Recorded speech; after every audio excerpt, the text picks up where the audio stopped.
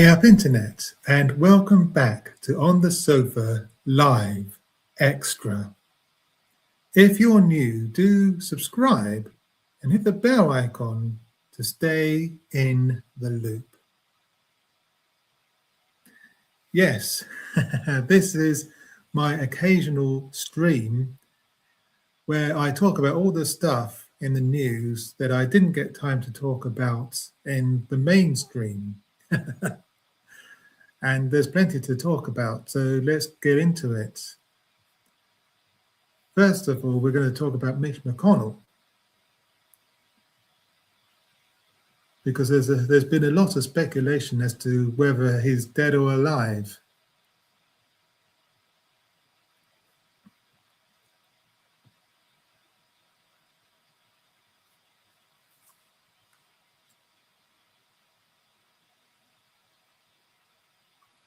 This story is from The Guardian by Moira Donegan. The Mitch McConnell mystery is solved, but it doesn't look good for America.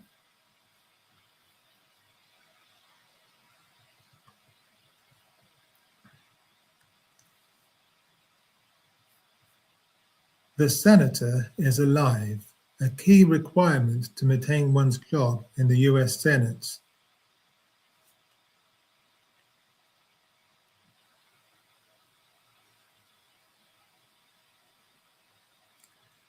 The senator is alive, a key requirement to maintain one's job in the US Senate. Is he though? Is he really alive? Because some people seem to think that he may not be, but we're going to get to that in a bit.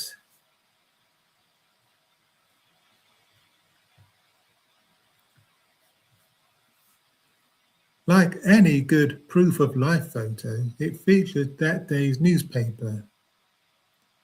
After a nearly month-long disappearance, when it was clear that he had been rushed to hospital, but not clear why or in what condition, Mitch McConnell broke his silence, as they see in the tabloids, by releasing a photograph of himself sitting upright in the hospital bed. He wore a pink button-up shirt, and his vacant, lipless mouth seemed to form something meant to resemble a smile. Beside him was his wife, the comparatively pert former Trump Transportation Secretary Elaine Chao, her coiffed hair as stiff as the couple's determination. In a statement, McConnell said that he had been hospitalized after a fall and was being treated for pneumonia. The picture was meant to put an end to the rampant speculation over whether the senator, aged 84, was dead or not. You would think this would be a simple enough question to answer. If the man himself wasn't available to clear up the matter, couldn't someone have held two fingers to the inside of his wrist to check for a pulse, or propped a hand mirror under his nose to see if it fogged? No such luck, apparently. The Kentucky senator was missing for weeks, with no word, his office only releasing vague and repetitive acknowledgments that he had been hospitalized.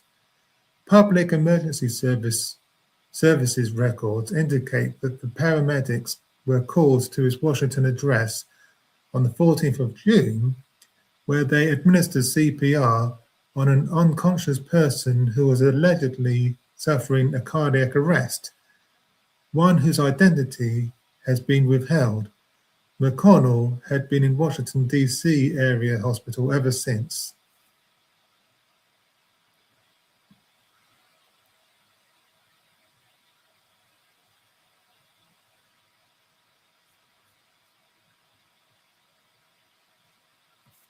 So ever since McConnell has been hospitalized, there's been speculation. Is he dead or is he alive? And there have been numerous conspiracy theories about this. And in my opinion, if he is alive and well, he should get back to work. But if he's dead, then they need to be honest about it and admit that he has passed, and there needs to be an election. But not everyone is convinced that he's alive. Let's have a look at what some people are saying.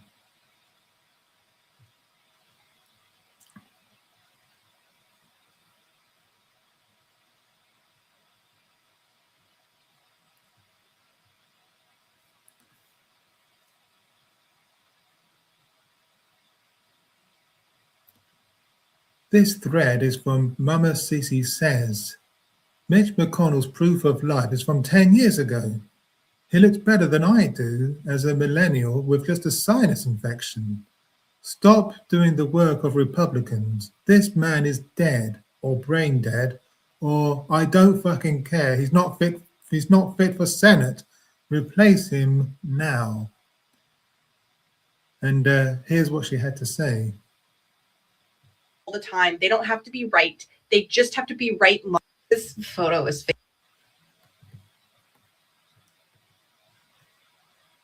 Stop doing the work of Republicans. This photo is fake as hell. And the fact that there are news outlets, credible news outlets, reporting this as if it's fact, as if it's Bible, that Mitch McConnell is not only still alive, but that he looks better than he did a decade ago.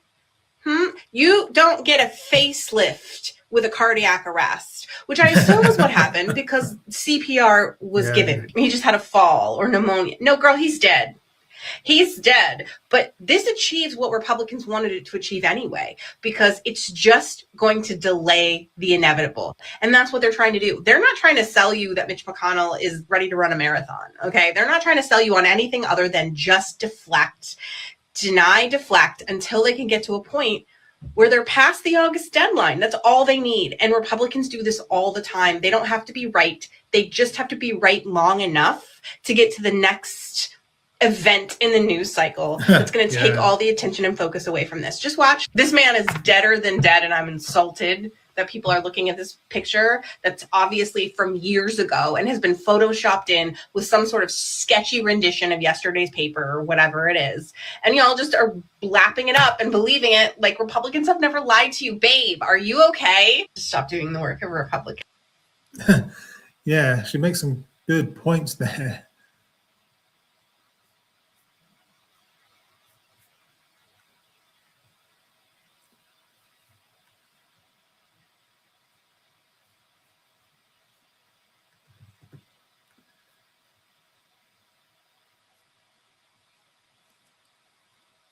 And Chris Cadence had this to say: does anyone actually believe that photo of Mitch McConnell is real and not AI generated? Such an obvious AI generated photo.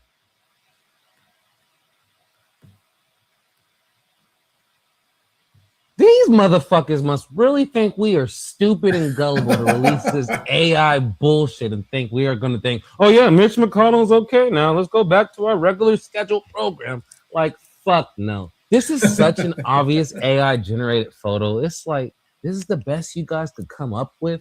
And then they have Mitch McConnell releasing this AI generated ass statement. We all know with Mitch McConnell and his brain capacity at the moment, he hasn't been able to construct paragraphs like this in Lord knows how long. Like, this is such an obvious psyop. Because now that Lindsey Graham died, they're like, oh shit, if we lose Mitch McConnell and Lindsey Graham, we're fucked. Let's go release this AI generated photo of Mitch McConnell so people could think he's all right. And then we could focus on Lindsey Graham while we come up with a plan for Mitch McConnell. But I just want to let you guys know, whoever released this AI generated photo, you ain't fooling nobody. We are not that gullible. And this is clearly an AI generated photo of Mitch McConnell. These motherfuckers must. So you can see there's two people there who clearly don't believe that this photo is real.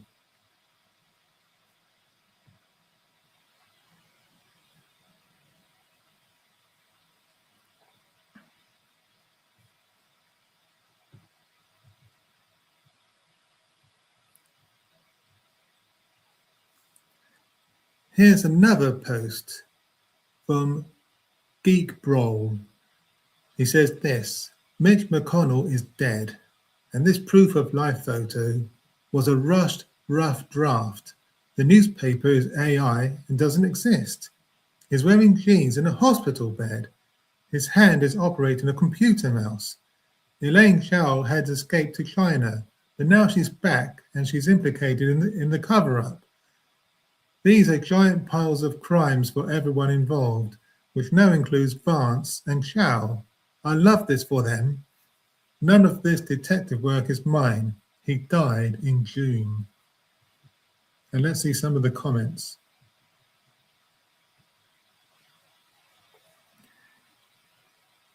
Geek Bro goes on to say, there's video showing no one trying to save his corpse in the back of the ambulance, and they're replacing the floor where his corpse expelled everything.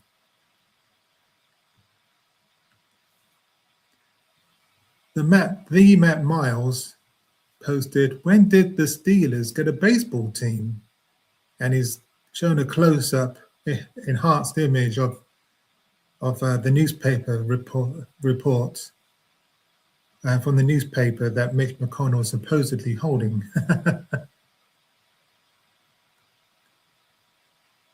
Riding No Free Time said, the fact that we are arguing that this motherfucker is dead or not speaks volumes about this country and our current state of democracy. Coulson will be avenged said, hold on, I got this.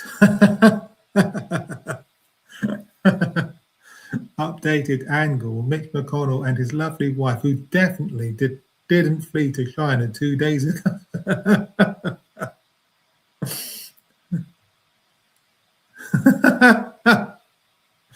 Dr. Samara Rice said, I just saw him earlier today.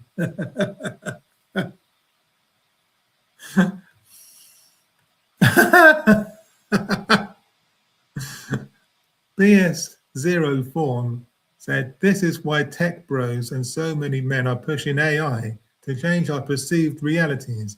Imagine what life is going to be like in 10 years. And this is what I was laughing at. That's hilarious. Skylark 1967 posted this.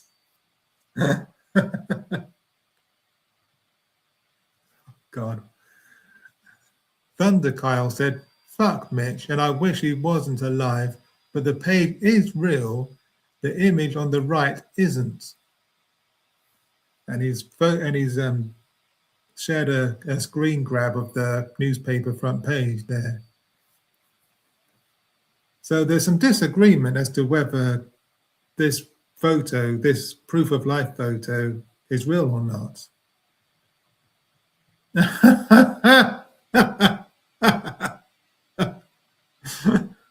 Oh dear. Pat 775 I shared this meme here. That's hilarious. Craig Mall Official has posted this meme. If you know, you know. Brian Oliver posted also the Steelers logo on the batting helmet. That should be a Pirates logo. I mean, I don't know anything about baseball or much about any sports for that matter. So I'm going to have to take his word for it, I suppose.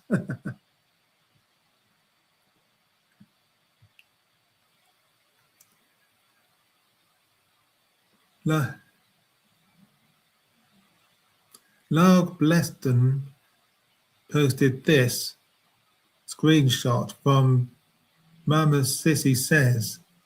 Oh, this is the woman who was speaking earlier.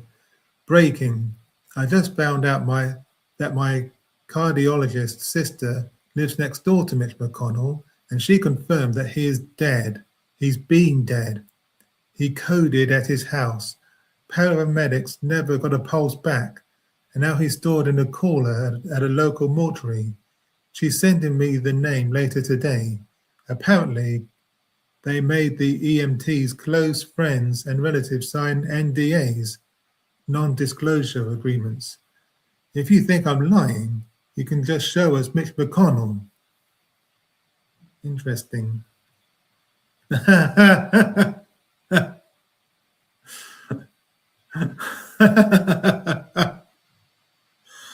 Oh my days. Reefer Kurt shared this meme, this amusing take on the classic meme there. And June Marie 426 responding, fucking lost it at this. Kimo Wasabi 78 said, I want the governor of Kentucky to have a visit in the hospital 100, 100, 100.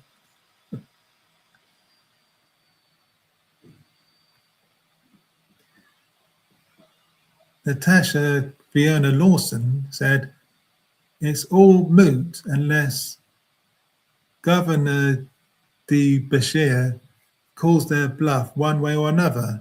Otherwise, expect a tragic turn for the worse at the end of the first week of August. Smart money buys nothing that the GOP is selling from this point onward. This is a desperation move, but they won't stop the bullshit unless the Democrats find a fucking spine. And there's more.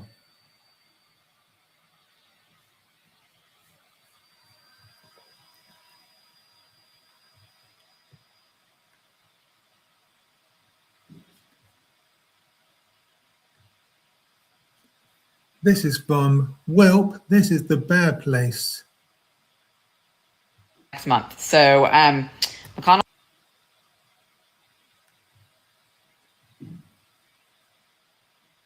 Go ahead and bookmark this one. Come back, circle back next month. So McConnell's office just released this photo with him conveniently holding a copy of today's newspaper. That was a nice touch to let us know that he is alive and well and just probably can't return to the Senate just yet, but definitely still actively working hard.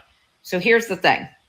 When we learn of Mitch McConnell's death, I'm going to say probably around August 5th, 6th, something like that. They won't do it on the 4th. That would be too clever. It's because the deadline for a special election in Kentucky is August the 3rd. So come on back. You can circle back, see if I'm right. But yeah, I think we'll hear sometime early August. Oopsie doodles. Mitch took a turn for the worst. And what can you do? Y'all go ahead and bookmark this one. Come back. Interesting. Yes, we will have to circle back to that one in early August. Watch this space.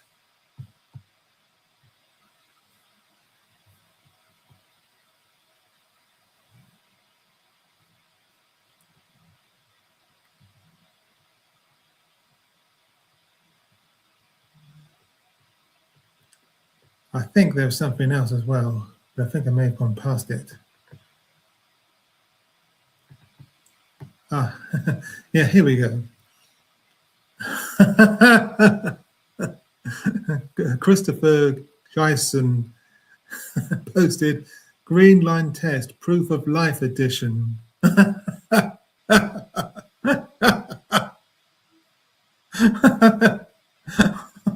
Unbelievable.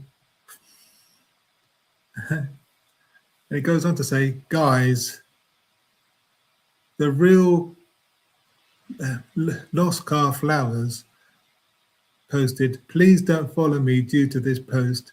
I make Toronto local news content. You're going to be disappointed.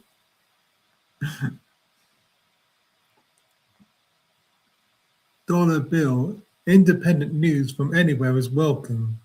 Christopher Gyson said, the last month of doing an extremely local podcast has given me hope about the future of the internet. I think there's an audience out there for more nourishing content. People just aren't making it.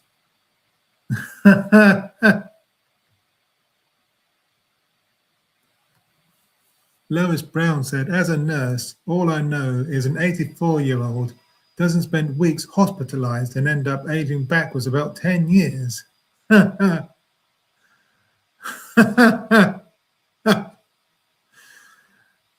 Messiah 2OS 1263 posted this.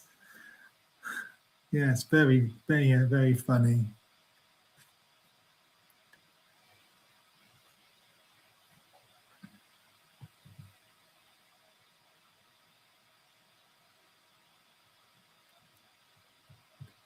And I think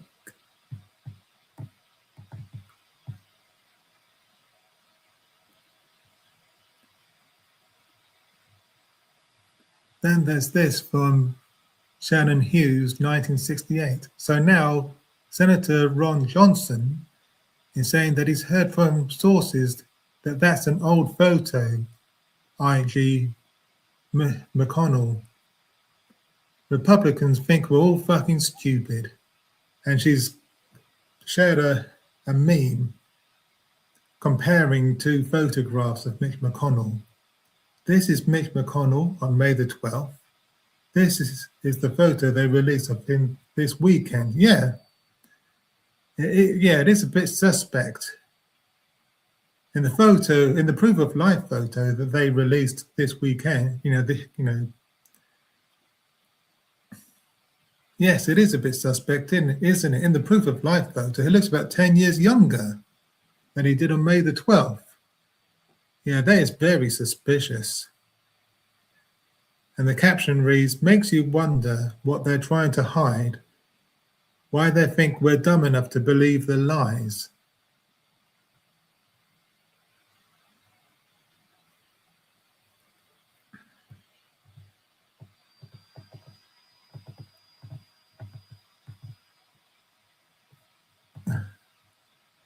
And finally, there's this from the James Duffy.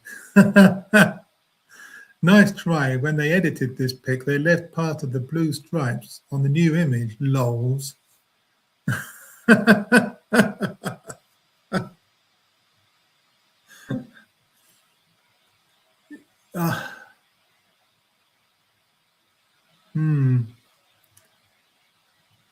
don't know if this was in the original photograph that they released or not.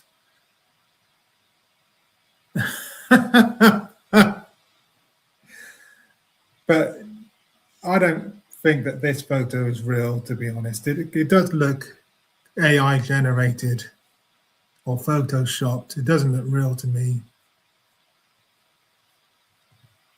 But it just goes to show that there are a lot of conspiracy theories out there.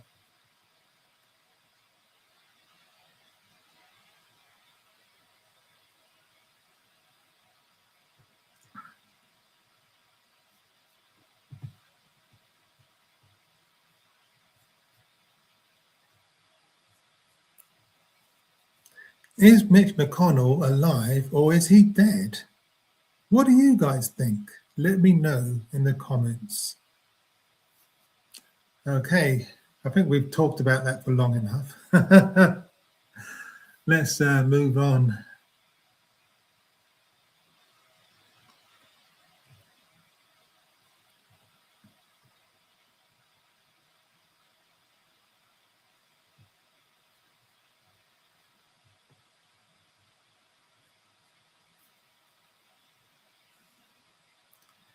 This next story is from No Lies Detected by Keith Edwards. Elon faces felony rap over $1 million Wisconsin check stunt. Elon Musk has 40 days to find out if he's a felony defendant.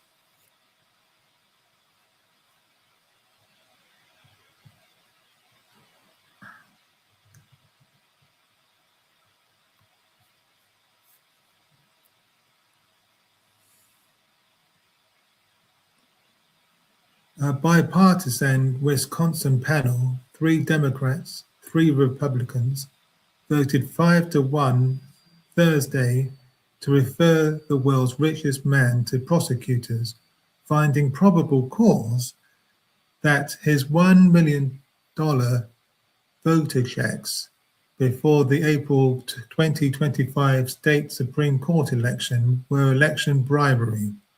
In Wisconsin, that's a Class 1 felony, up to 3.5 years in prison. Rewind to March the 30th, 2025. Musk takes the stage at a Green Bay Convention Center wearing a cheese head, which he flings into the crowd and tells more than 1,000 people the race will steer the course of Western civilization. possibly the entire destiny of humanity. Then he hands oversized $1 million checks to two voters. One of them, Nicholas Jacobs, shared the Wisconsin College Republicans. Random drawing indeed. Musk knew exactly how it looked. His original post announcing the visit was deleted and revised. And after critics pointed out he initially promised money to people who had already voted, the winners were hastily rebranded as PAC spokesmen. Wisconsin's Attorney General sued to stop the checks. The courts let them go out anyway. The commission has now concluded that the lawsuit couldn't stop. The social media offer of $1 million to people who voted was made in order to induce them to vote in that election. What did 20 million plus buy him? His candidate, Brad Schimmel, lost to Susan Crawford by 10 points in the most expensive judicial race in American history, north of $100 million. Schimmel even lost Brown County, the home turf where Musk wore the hat, by 3 points. Musk's verdict on the defeat? The long con of the left is corruption of the judiciary. Yeah, right.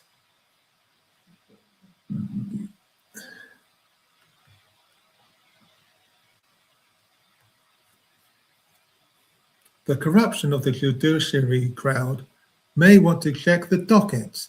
A watchdog lawsuit seeking to ban Musk from ever paying Wisconsin voters again is pending in Brown County. A judge last month ordered Musk to testify under oath in a class action alleging his 2024 giveaway defrauded petition signers because winners weren't actually chosen at random. And through it all, Tesla has been suing Wisconsin over its dealership ban, a case that could land before the very Supreme Court Musk spent millions trying to flip.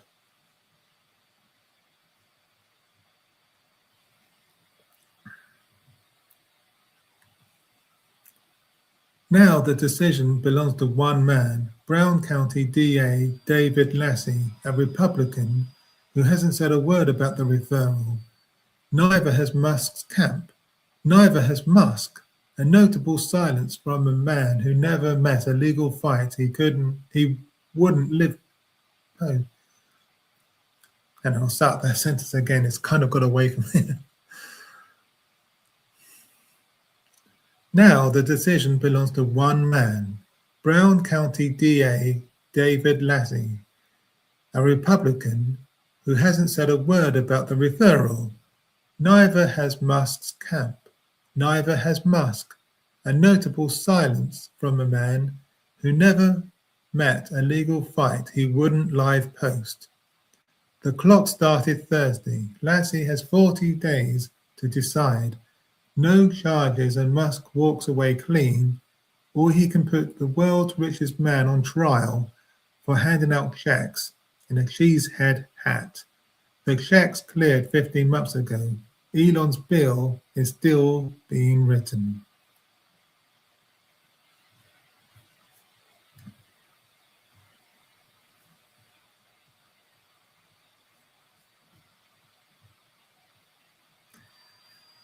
Yeah, I think this is dodgy as fuck. But unfortunately, I don't think anything will come of it. I certainly don't think Musk will do any prison time. He may, at the very most, he'll probably just get a fine, which will just be a tiny, tiny drop in the vast ocean of his immense wealth. It won't hurt him one iota. But let me know your thoughts on all this in the comments. Okay, let's move on. I think we've got 3 more stories.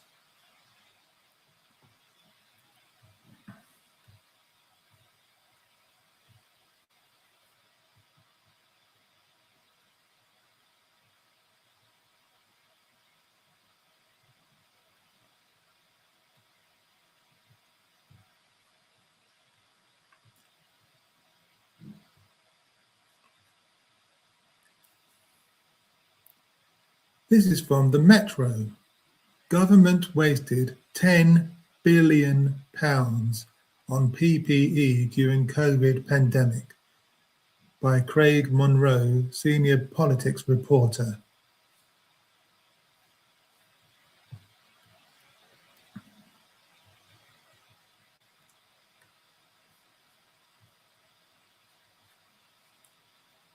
Almost £10 billion was wasted by the government on PPE during the COVID pandemic, about twice the amount that was spent successfully.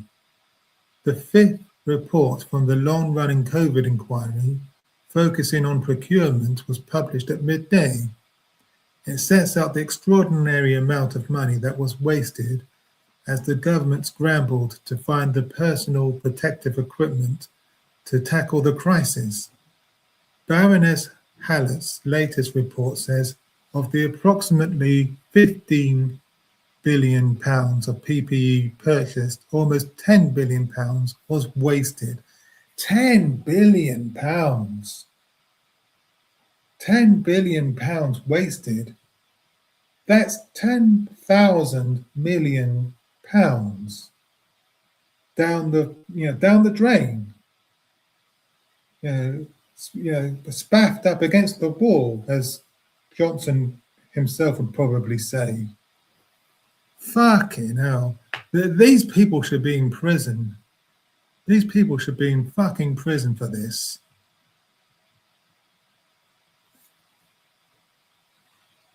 The report identified issues including overbuying and the buying of substandard equipment that put health and social care workers in danger. And we've got a short clip here. The land remembers. It remembers the hands that shaped cedar into boats and the stories told around the fire.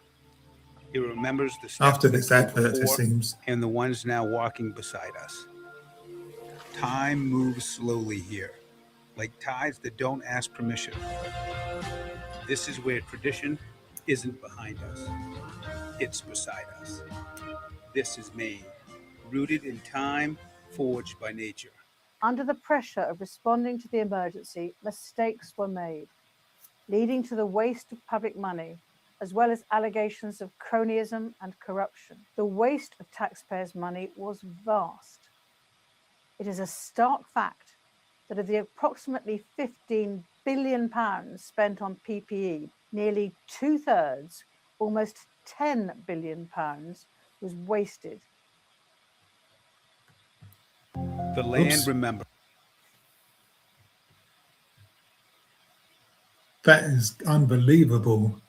That is unbelievable. These people can't keep getting away with this.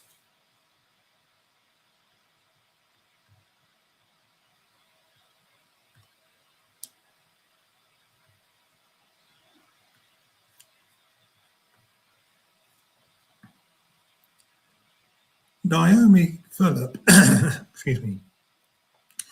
Naomi Phillip, a board member of COVID-19 Bereaved Families for Justice, said the care workers who looked after her mum, Christina, were expected to wear one thin medical mask for an entire 8-hour shift. She said, "We believe that is how she contacted COVID. She later died in hospital." The same avoidable tragedy was repeated in hospitals, care settings, and homes across the country. This is negligence. This is criminal negligence, in my opinion. Boris Johnson and all those responsible, Matt Hancock and others responsible should be, should have the book thrown at them. They should be in prison. This negligence has cost hundreds, if not thousands, of lives.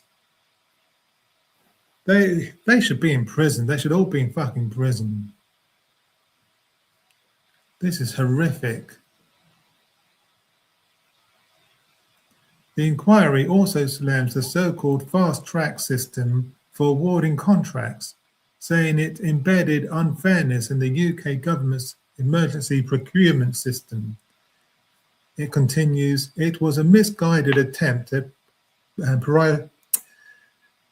prioritization caused by a fundamental lack of readiness rather than ill intention. The higher priority lane should not have been set up and should not be repeated.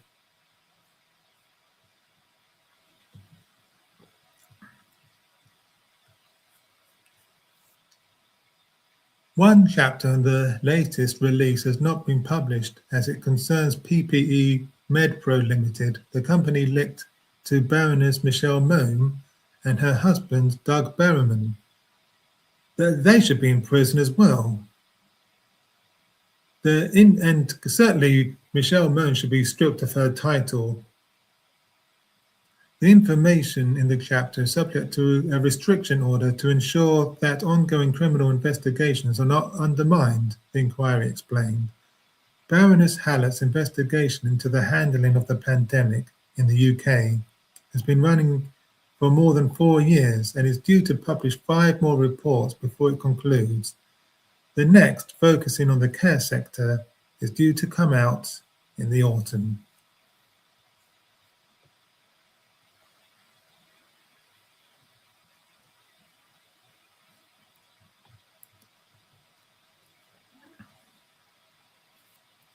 The problem is, as interesting and as revealing as all of this is, unfortunately, I don't think anything will come of this. There's not going to be any consequences for any of these people, for Boris Johnson, for Matt Hancock, for Michelle Mone, or anyone else for that matter. They're going to get away with it. They're going to get off scot-free. And that's disgusting. But let me know your thoughts in the comments. Okay, next segment.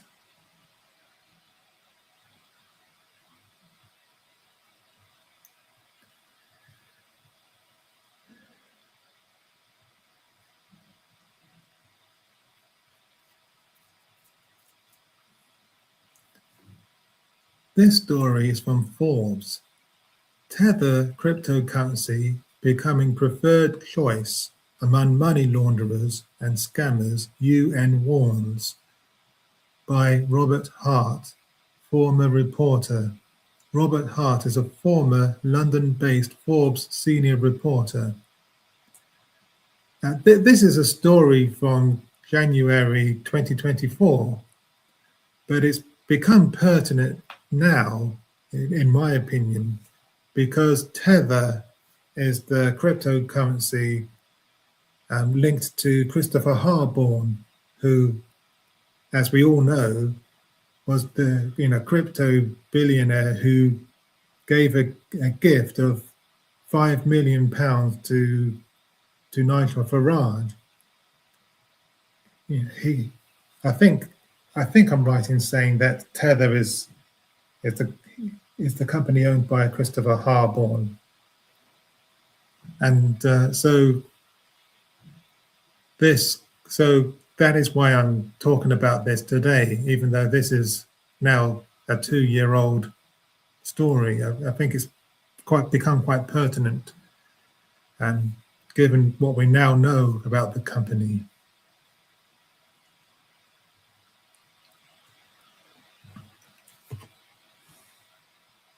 Top line: Tether, one of the world's most traded cryptocurrencies, has become a key tool for criminals, money launderers, and scammers, according to a United Nations report published Monday, amid intensifying legal and regulatory scrutiny over how digital assets are being used to aid illicit activity.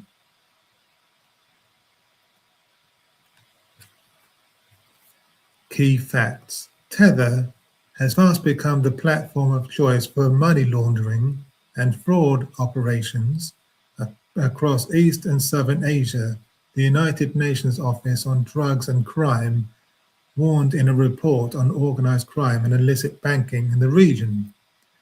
Tether, which did not immediately respond to Forbes' request for comment, is a company that runs a blockchain platform and issues digital tokens pegged to real-world currencies with the backing of its own financial reserves, most notably USDT or Tether, which is tied to the US dollar 1-for-1. The agency said Tether's stability, ease of use, anonymity, and low transaction fees has helped the digital token become a preferred choice for fraudsters and money launderers alike, and intelligence agencies across the region say Tether ranks among the most popular cryptocurrencies used by organized crime groups. Its popularity is illustrated by the surging volume of cyber fraud, money laundering, and underground banking cases, the UN said, including schemes like sextortion, a form of blackmail threatening to post sexual content or information about a person, and pig butchering, a socially engineered romance designed to fatten up targets before extracting money.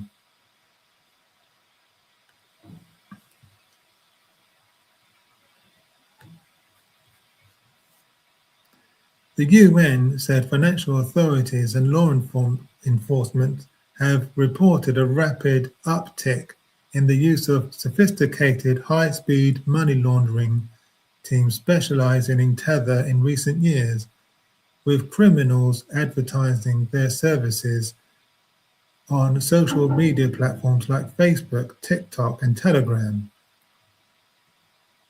Online gambling platforms in particular have emerged as among the most popular vehicles for cryptocurrency-based money launderers, especially those using Tether, the report said, warning they are fueling intensification of the region's rapidly growing illicit digital economy.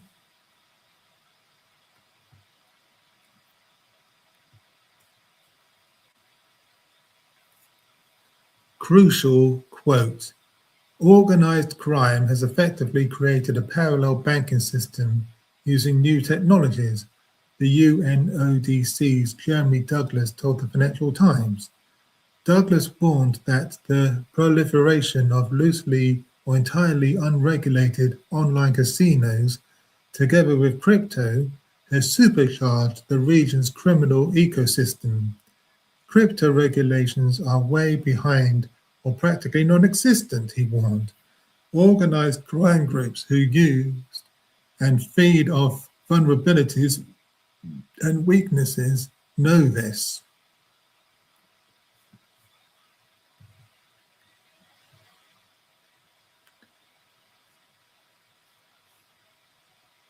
And I want to leave the article there because it's actually a really long article. But I think I'll leave a link to it in the description so that you can read it in your leisure, because it is really interesting.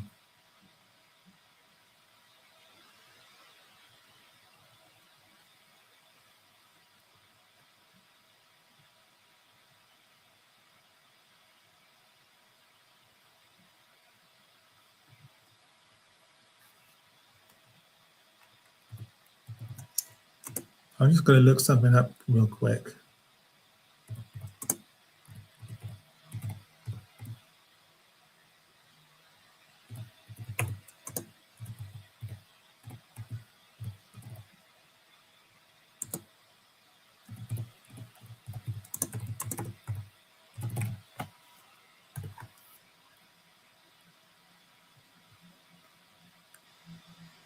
Yes.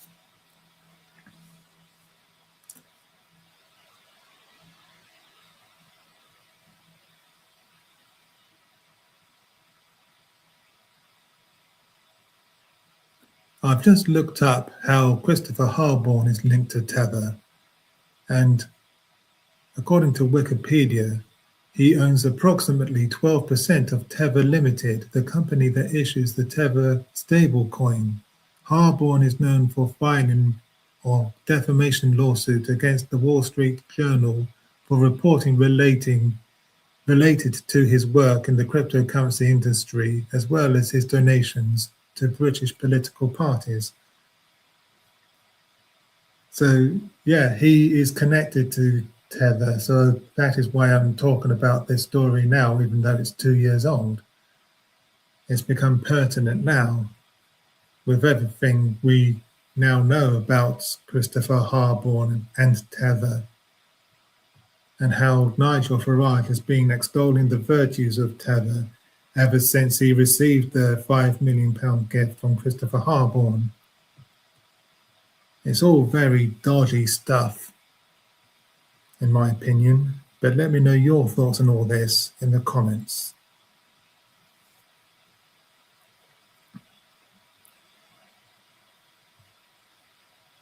Okay, one final story.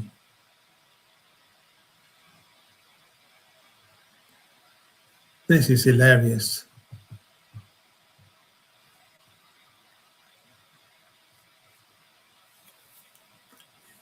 This is from the Daily Britain by Joe Connor. A Brexit peer just warned Britain about Count Binface's economics, and people... Start that again.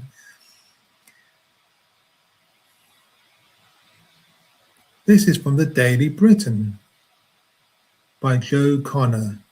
A Brexit peer just warned Britain about Count Binface's economics, and people are howling.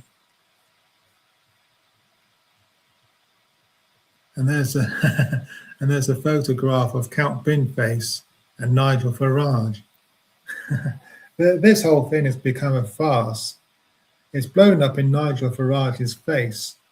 He thought it was going to be him versus the establishment, but because all the mainstream parties have poured out and refused to play his game, it's him versus Count Binface. He's going to be arguing with a Bing for the next month or so. It's hilarious.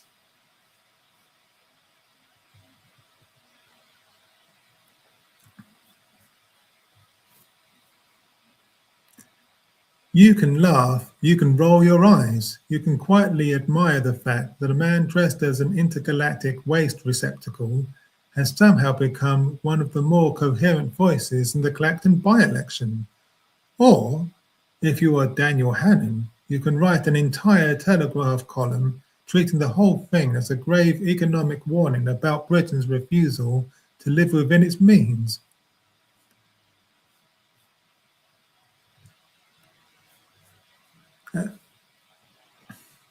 And there's a screen grab here from the article. Count Binface is no laughing matter. He embodies why Britain is in such a mess. The novelty candidate is a symptom of a much deeper malaise. We don't want to live within our means. I can't believe Daniel Hannan is taking Count Binface so seriously. I can't believe he's taken him as a serious threat. But I suppose he and other right-wing commentators feel that they have no choice because he's the only serious contender in this farce of a by-election. So of course they have to, write hit pieces on him. It's a ridiculous state of affairs. You couldn't make it up. It's like something out of the thick of it, for goodness sake.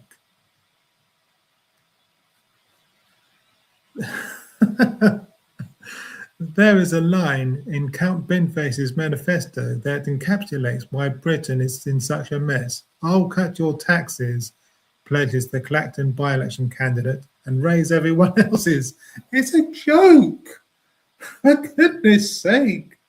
It's satire. Don't you understand satire? Don't you understand comedy? For goodness sake. Utterly ridiculous.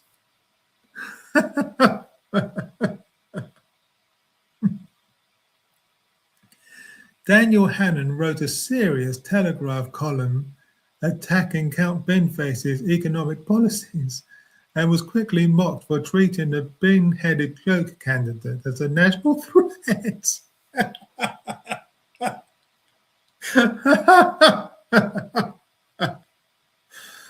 Oh my God. Hannon, now Lord Hannon, used his column to argue that Count Binface is no laughing matter and embodies a sad state of our country.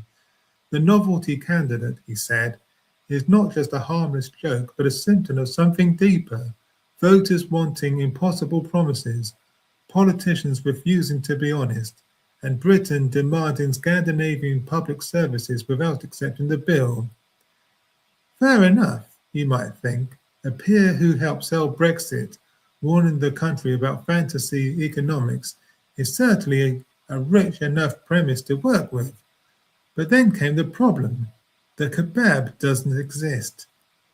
Hannon attacked Count Binface for wanting to cap the price of Wigan kebabs, except Count Binface's current Clacton manifesto does not appear to include a policy to cap the price of kebabs. It includes restoring the price of a 99 flake to 99p. It includes nationalising Adele. It includes bringing back CFAX. It includes building at least one affordable house. It includes moving the hand dryer and the gents' toilet to the Crown and Treaty pub in Uxbridge to a more sensible position, which Binface has correctly identified as a national issue. I mean, the very fact that one of his policies is he wants to nationalise Adele should clue Hannon in to the fact that this is all it's a joke and not to be taken seriously. Unbelievable.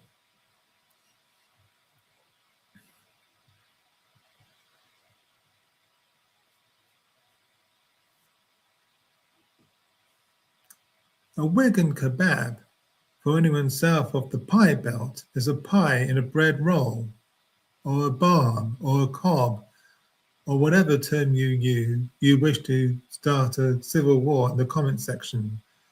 It was a Count Binface manifesto pledge in Makerfield, not Clacton. So Hannon appears to have got himself worked up about the wrong campaign in the wrong constituency of a policy that was already a joke in the first place. And then he decided that this was proof that Britain was doomed. The Telegraph took the bin seriously. The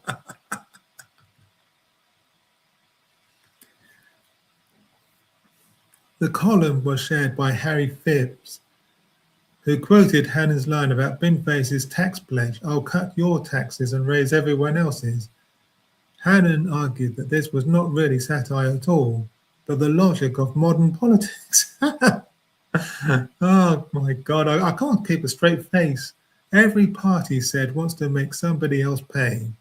He warned against wealth taxes, mansion taxes, exit taxes, food price caps, energy bill interventions, and anything else he believes allows voters to imagine they can get public spending without personal sacrifice. There is a serious argument in there somewhere about public spending, taxation, and the size of the state. There usually is, in fairness to Hannon. He's not stupid. The problem is that he chose to hang it all on Count Binface. And not only Count Binface, but a Count Binface policy that does not seem to exist in the by-election Hannon is writing about. That was where the internet got involved. Ben Kentish summed up the absurdity neatly, writing, "The Telegraph has published a lengthy opinion piece attacking, seemingly entirely seriously, Count Binface's economic policies." Liz Webster went further, saying, "They're rattled by the bin," before adding, "Daniel Hannon helped sell Britain Brexit." Now he's written an entire page explaining why Count Binface is no laughing matter and embodies the sad state of our country. Her conclusion was sharper still. "No, Daniel, the bin is the response to absurdity you helped create." Yeah, exactly. Ape Age had a similar objection to Hannon's economics. Sorry, but I'm a single issue voter and I really want to nationalize Adele. Paul himself wrote, "You're attacking the economic policies of a bin because you're so afraid he'll beat Farage." And Brexit shambles captured the broader disbelief. With a straight face, the tragedy of Farage becomes a farce. Brexiteer Daniel Hannan criticises the Count's manifesto in the Telegraph.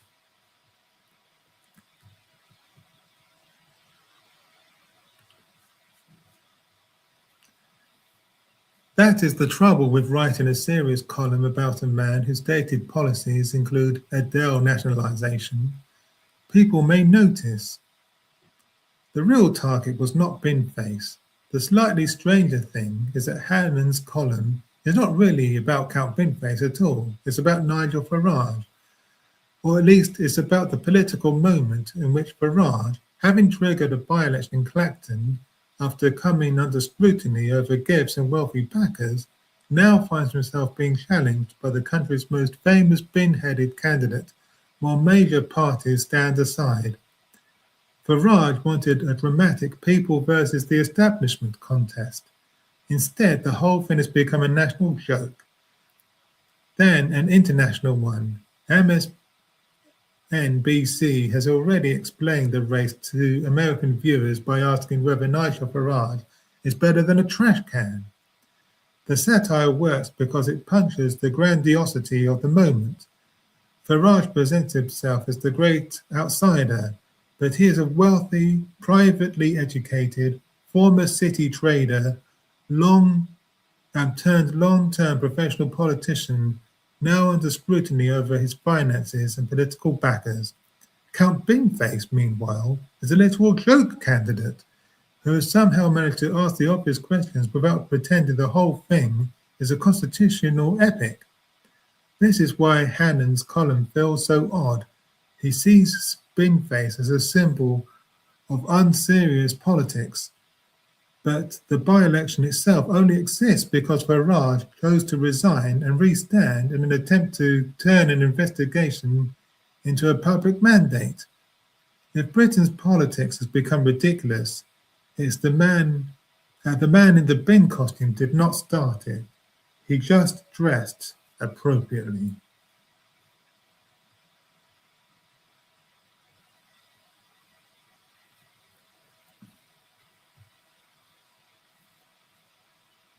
And that's exactly right, of course. It's not Count Binface that started this whole farce. It's Nigel Farage. He thought he was being clever. He thought he could avoid scrutiny. He started this farce by resigning and then standing again in the by-election. And he did this so that he could avoid scrutiny. But the thing is, as soon as this election is over, the scrutiny is going to continue anyway. He's only delayed the inevitable. And he thought he tried to sell it as him versus the establishment, but he is the establishment.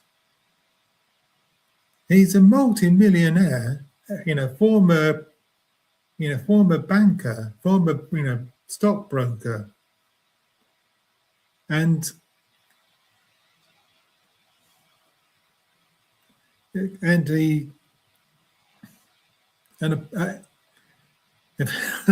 I can get the words out. And apart from anything else, all the mainstream parties have pulled out, so it is literally just him versus Count Binface. He's the one who started this farce, not Count Binface. But let me know your thoughts about all this in the comments. Okay, and that wraps everything up for another On the Sofa Live Extra. If you're new, do subscribe and hit the bell to stay in the loop. Okay, bye for now.